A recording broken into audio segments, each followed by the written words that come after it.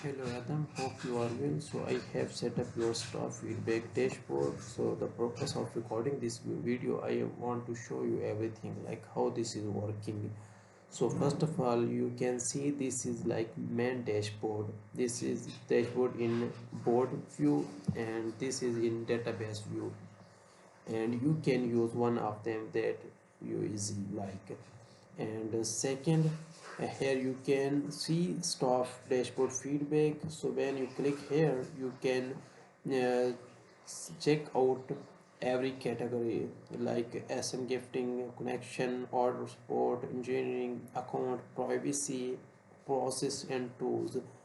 So this is your main dashboard and your categories are linked in each like in there. And here I have set a quick action.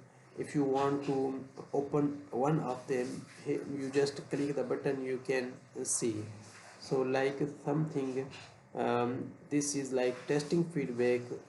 This if I select, this is the FM gifting, and if I select their status is ignore, and second is third is if I select their purity level is low, so their data automatically you can see in here SM gifting. Like if I open this SM gifting, so you can see like test feedback, SM gifting, assign, ignore, and purity low and so on. Because here I have add the filter, like in this filter you can see just FME gifting, because this is FME gifting page and category. In subcategory I have add the status like when will be show here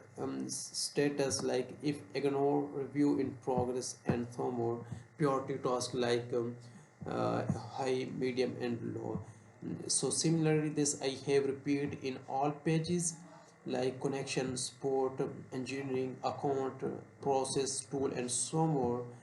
So this is overall working, and this is like this is main dashboard. When with the help of here you can manage everything and assign someone according to your need.